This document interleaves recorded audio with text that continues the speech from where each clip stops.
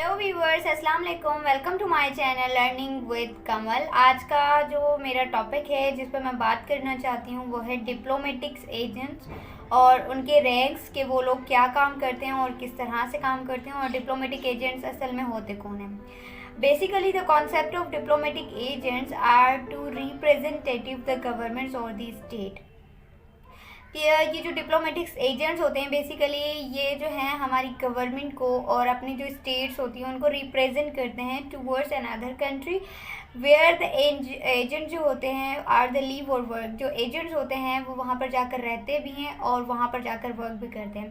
Basically जो डिप्लोमेटिक्स agent होते हैं इनको एक पर्टिकुलर जो है टारगेट मिला हुआ होता है, पर्टिकुलर जो है इन लोगों को एक मिशन मिला हुआ होता है या कोई मतलब कह सकते हैं गोल्स मिला होता है जिनको अचीव करना होता है बेसिकली।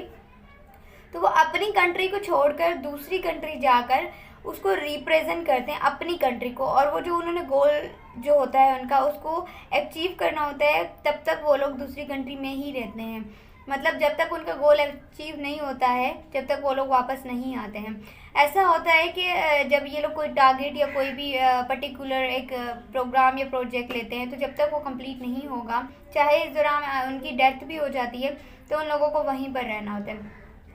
जो डिप्लोमेटिक एजेंट होते हैं बेसिकली ये चार किस्म के होते हैं। एक तो होता है कि एम्बेसडर एंड लीगेट्स, दूसरा होता है मिनिस्टर, तीसरा होता है मिनिस्टर एंड रेजिडेंट्स और जबकि चौथा होता है चार्ज डी अफेयर्स। ठीक है, ये चार जो हैं वो एम्बेसडर होते हैं। तो बेसिकली जो पहला एम्बेसडर एंड लीगेट्स हैं ये बहुत are different to each other, मगर इन दोनों का जो मकसद होता है वो एक ही होता है। वो ऐसे क्योंकि जो एम्बेसडर होते हैं ये बाकायदा जो कोर्ट होता है, फॉरेन कोर्ट होता है, इनकी तरफ से ये लोग हायर किए हुए होते हैं। तो एम्बेसडर और लीगेट्स जो होते हैं ये पहली बात तो है ये फर्स्ट रैंक और फर्स्ट कैटेगरीज हैं जो है डिप्लोमेटिक एजेंट्स की। तो एम्बेसडर और लीगेट बहुत ज़्यादा डिफरेंट बट इनका जो वर्क होता है वो बिल्कुल सेम होता है, एक जैसा ही होता है, क्योंकि जो एम्बेसडर्स होते हैं वो बाकायदा कोर्ट की तरफ से हायर किए हुए होते हैं और वो लोग जो है ना अपनी कंट्री को रिप्रेजेंट करते हैं टूवर्ड्स एन अदर कंट्री।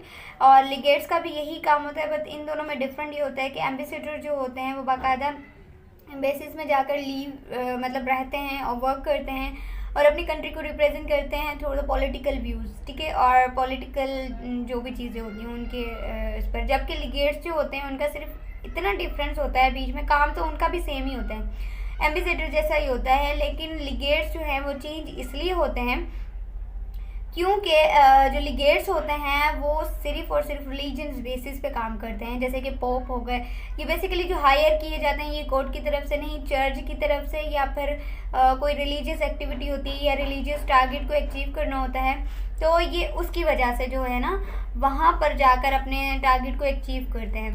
तो एम्बेसडर और लीगेट्स में बस इतना ही डिफरेंस है, ज़्यादा डिफरेंट नहीं है।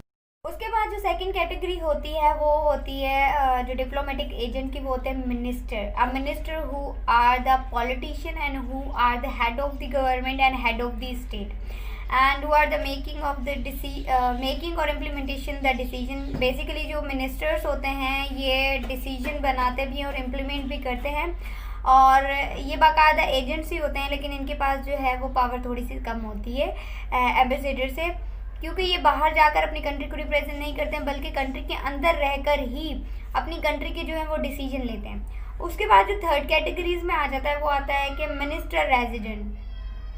जो ये थर्ड कैटेगरी है डिप्लोमेटिक एजेंट की, और इसके अंदर होता क्या है कि ये लोग जो है ना जो मिनिस्टर होते हैं तो ये भी वही डिसीजन ही लेते हैं, लेकिन इनके अंदर डिफरेंट ये होता है कि जब ये बाहर आउट ऑफ कंट्री जाते हैं, मतलब होस्टिंग कंट्री में जाकर ये लोग स्टे करते हैं और वहाँ के जितने भी प्रिविलेज होते हैं या जितने भी जो राइट्स होते हैं ये लोग फुली तरीके से उसको एंजॉय करते हैं, क्योंकि इनके लिए हर चीज़ फ्री ऑफ कॉस्ट होता है। वहाँ पर रहना, गाड़ी, घर, बंगला, गैस, बिजली, इवन बहुत सारी चीज़ें, समटाइम तो इन्हें बहुत सारा असाइलम भी मिलता है, तो बहुत कुछ फ्री होता है। और ये वहाँ की जो राइट्स होते हैं, जो प्रिविलेज होते हैं और पावर्स होती हैं उनको बहुत ही ज़बरदस्त तरीके से एंजॉय भी करते हैं। और ये होते हैं थर्ड कैटेगरी में जिसको हम लोग कहते हैं मिनिस्टर रेजिडेंसी, ठीक है। इसके बाद आ जाता है चौथी कैटेगरी जो है वो चार्ज डी अफेयर। अब चार्ज डी अफेयर जो है ये फोर्थ कैटेगरीज हैं डिप्लोमेटिक एजेंट की। मगर ये सबऑर्डिनेट डिप्लोमेट्स होते हैं, मतलब इनका वैसे तो इतना ज़्यादा काम नहीं होता है, लेकिन जब हमारे डिप्लोमेट्स जो भी हैं, जो डिप्लोमेटिक एजेंट्स होते हैं, अगर वो चले जाते हैं कहीं भी बाहर किसी मसले की वजह से, तो ये लोग उनकी जगह पर हायर किए जाते हैं। चार्ज डीअफेयर्स उन लोगों को कहते हैं जो दूसरी जगह हायर किए जाएं, अपने डिप्लोमेटिक्स एजेंट की जगह पर हायर किए जाते हैं। मतलब बेसिकली वो एम्बेसडर होते नहीं हैं, लेकिन एम्बेसडर्स की जगह उनकी रिप्लेसमेंट में वो लोग जाकर उस प्रोजेक्ट को कंप्लीट करते हैं और उस प्रोजेक्ट के ऊपर या उस टारगेट के ऊपर वर्क करते हैं। ठीक है, तो ये था मेरा आज का टॉपिक। अगर आपको मेरी वीडियोस पसंद आती हैं तो प्लीज़ लाइक करें, सब्सक्राइब करें और शेयर भी करें। Thank you so much.